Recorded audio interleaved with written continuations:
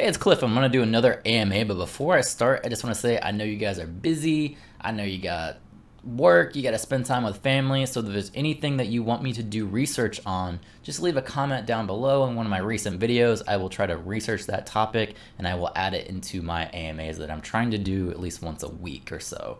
So anyways, I got 6 questions that I picked out. Let's go ahead and get into those. So question number 1 is dealing with my video on Midas, which is a CeFi exchange that is up and coming where the rates are really good, but this question is dealing with their security and why they chose to use Google authentication as their form of authentication.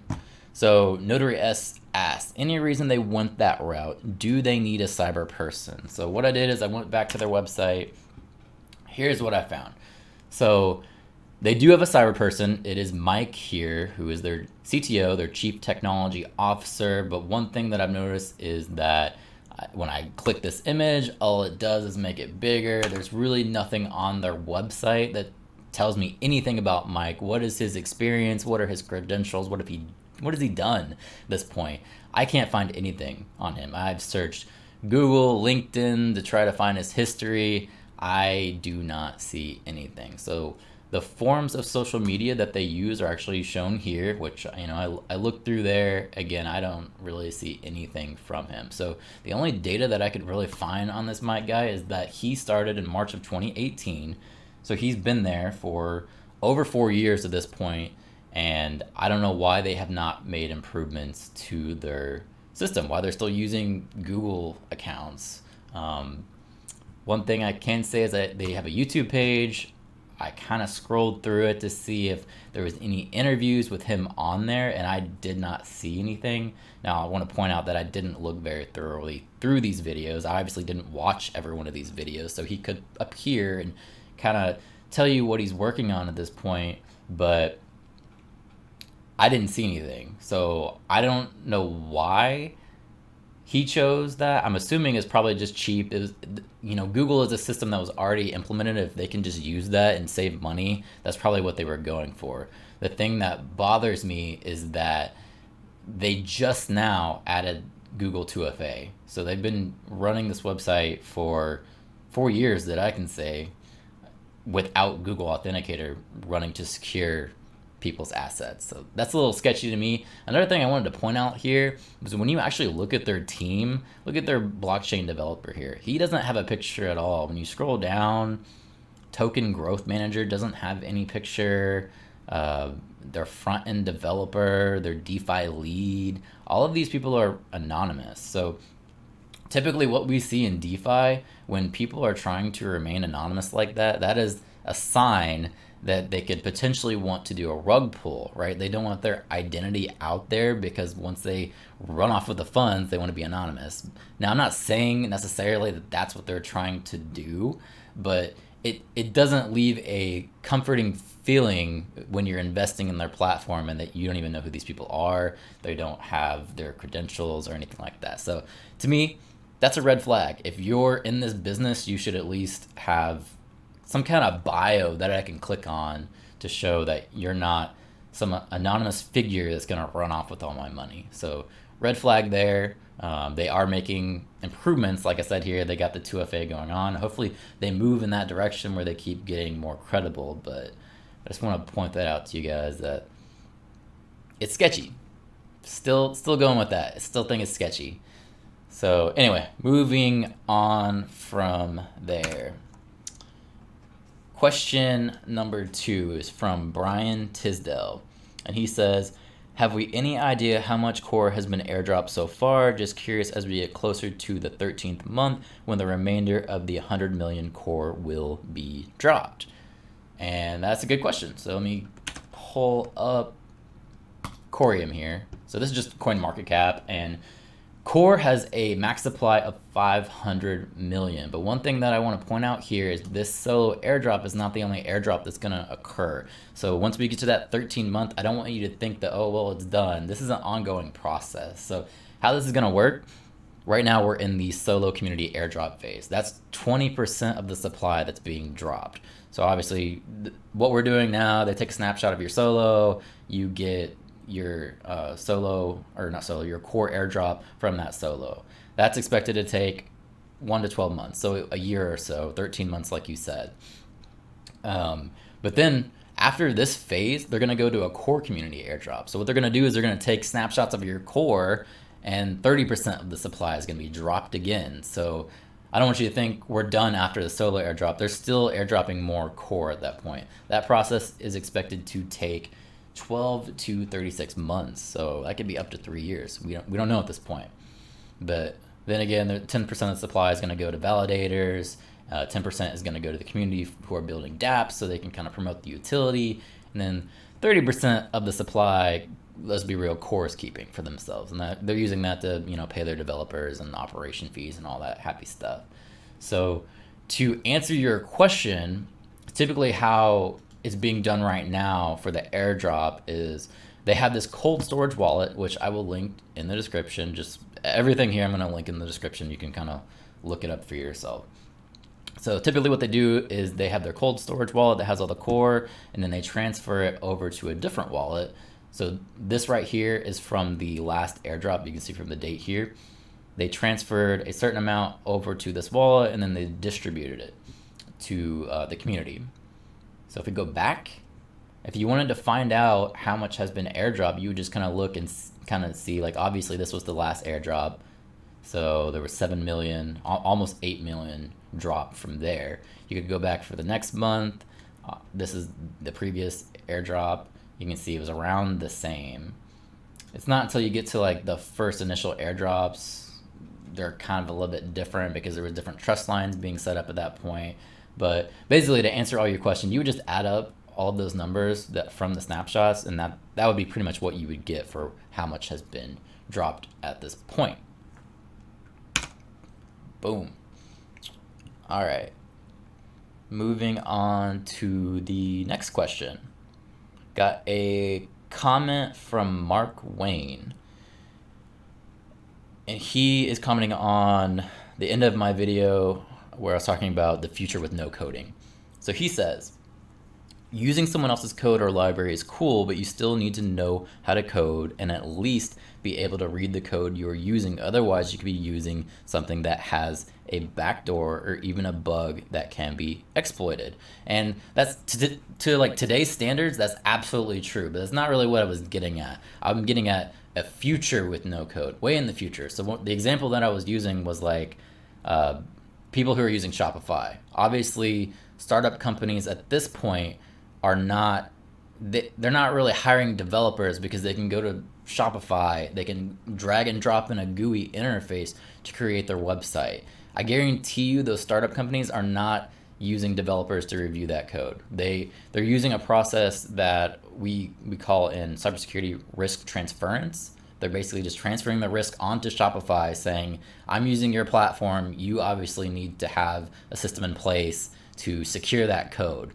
I shouldn't have to do a code review when I'm just using your platform, right? So that's essentially what I was saying. In the future of people wanting to develop apps, there's going to be a company like Shopify that can allow these entrepreneurs to help you develop an app. So at that point, they're using the same process with transferring the risk, and they're going to develop their apps from that company, which means they won't really need to review the code. They're going to get to a point where it's so efficient that you can build whatever you want to build without the coding process. Now, somewhere, let's say like Shopify, like I'm saying, obviously they're going to do code review. You're still going to have developers doing things like that, but there's going to be more opportunity like now, say, you don't need to know HTML or CSS to build a website. You can just use a company like Shopify. So that was more my point. Even now, like when you think of companies starting up, they have what they call serverless solutions, right? Everybody's moving towards the cloud, right? So as you're transferring risk towards the cloud, you don't really need a system admin too much, because AWS, Amazon is obviously providing you that service, and they're applying patches and doing security for you. So yes, there is still someone out there who is doing security, but if I'm that startup company, which is the majority of the business, right, of going around, it's all these startup companies, right? they don't necessarily need to know how to do any patching. So that was more my point. To today's standards, obviously, yeah, if you're writing code, you're building apps, of course, you're going to need someone to review that code before you implement it. So anyway, moving on.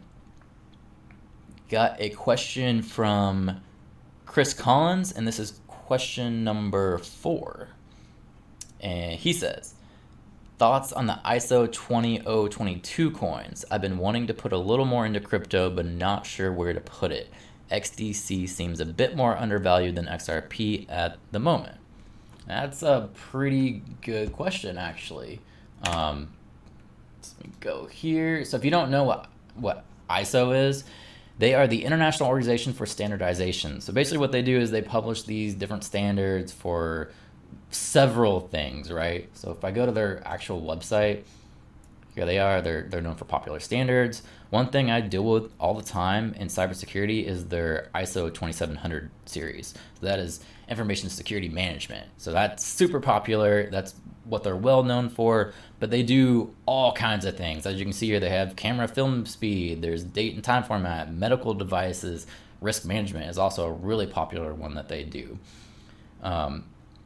One of the things I want to point out with these ISO standards, though, they're not necessarily mandatory. You don't have to follow these. They're just kind of like guidelines in the industry that are considered so popular. But if you're not following them, chances are you're not going to get sued. You know, it's not like a legal ramification. I guess someone could try to sue you to say that you didn't provide due care and due diligence, but even then it'd be kind of a stretch because, like I said, these are not mandatory. So I think a lot of the times when you think, especially the XRP community, they kind of piece together all these things and inject them full of hopium to try and kind of paint the narrative that they want.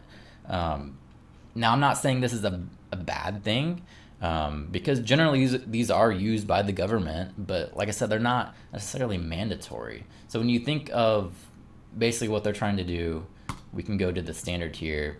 What is the standard? The website says it's a single standardization approach, methodology, process, repository to be used by all financial standards and initiatives. So it's really just, it's a framework for dealing with messaging to just kind of give you guidance on how they can do different things like transfer currencies across borders and things like that. So it's not bad. It's definitely something good to have. We need something on paper to help us navigate these situations. So they actually have a video here where they can kind of explain it better than I can. I'll pull it up. When people communicate, they often get confused and end up misunderstanding each other. Take the word football, for instance. It might mean one thing to an American and something entirely different to a Brit. Well, it's no different in the business world, where the stakes are way higher. Here, a simple misunderstanding can lead to disastrous consequences. So how do you improve communication, make sense of different meanings, standards, and formats, and get everyone in the financial sector on the same page? Easy. By using ISO 20022, the international standard that's designed to simplify global business communication. You see, ISO 20022 solves communication confusion. How? Well, it offers a global dictionary of common language that everyone can understand, so information can be processed and exchanged worldwide, clearly and consistently, making it easier than ever to communicate financial information between people and systems. What's more, ISO 20022 is a free and open standard, which means that anyone, anywhere can add their 2 cents to the dictionary to help write and build solid business standards right across the globe. Not only does ISO 20022 streamline communication for payments, securities, funds, foreign exchange trading, and credit card sectors, it also reduces risk, big time.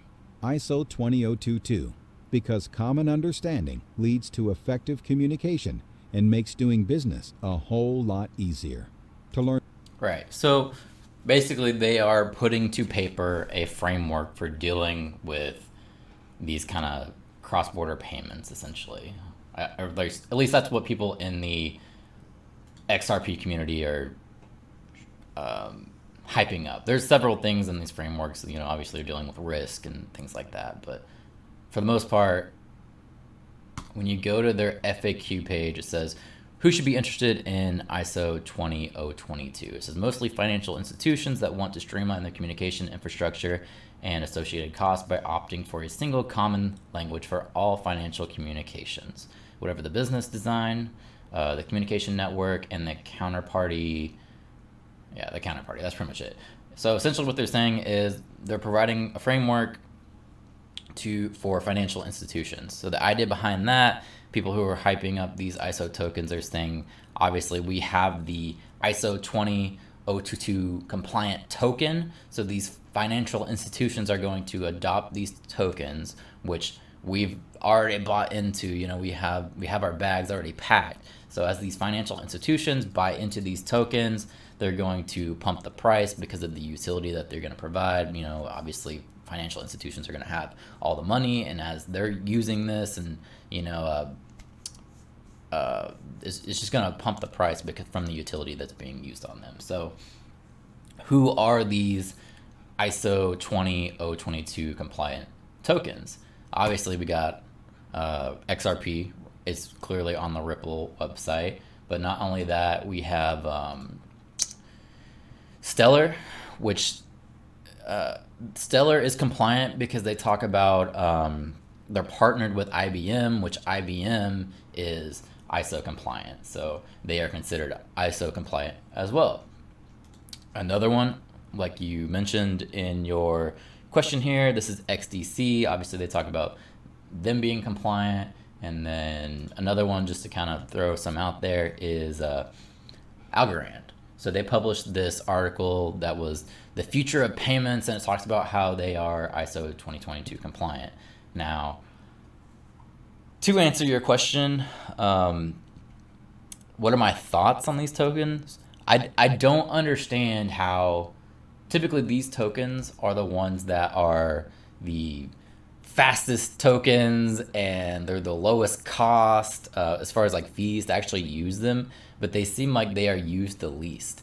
It doesn't make sense to me. One thing I was worried about when I was looking into the Sologenic exchange, one of the things I was thinking about was that people normally use Ethereum for NFTs. And I was thinking, are these NFTs worth so much just because it's kind of like a rich people system, basically? They can afford to use the Ethereum gas fee, so it's kind of them saying that they have the financial means to actually transfer these tokens, and because they're so expensive, is that a way of them kind of propping up the NFT price because of the cost to actually transfer them around and that kind of thing? I was kind of worried about that, because when I'm just looking at these systems at face value, and I'm looking at like a Sologenic NFT marketplace and someone that uses Ethereum, like why would you use the Ethereum place when you could just use Sologenics? It's cheaper and it's the same product. It makes no sense to me at all. So, but I've looked at XRP since 2017, and it really hasn't done anything compared to Ethereum, who has actually rose a lot in price. I mean, XRP has as well, but not as much as I'd like. Let's just put it that way. But when you look at these tokens and what they actually do, it makes no sense that people are not just buying into the ISO tokens, because they're the better tokens. That's just what it comes down to. Like as far as the tech shows. Now, I mean, I guess you could throw in different things like Ethereum currently having proof of work. Some people really love the proof of work model, and I'm with them. I love proof of work, but as we know, Ethereum's probably going to move away from proof of work. So there's a lot of different ideas that go into these cryptocurrencies that you're best probably just diversifying and investing in everything that you believe in at this point. So, or just become a Bitcoin maxi. But anyway, moving on from that one, I got a question from Javier, and he says, XUMM Sologenic holders get the airdrop. Yes, they actually do. If you go to my channel, you just search my name up here. I actually have a video right here on how to set up your Coreum trust line so you can still get your core airdrop using XUMM. And it's only 4 minutes long. It's a quick video, so you can pop in there real quick, set up your trust line, and then you'll get the airdrop going forward. you'll get the airdrop on the Solo and also the Coreum. So we got plenty of time to get your airdrops.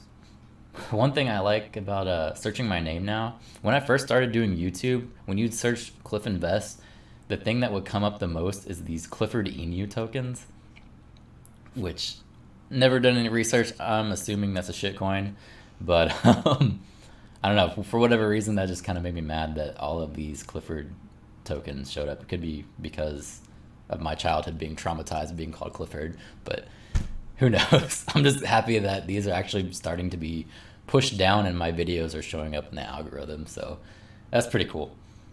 Anyway, last question.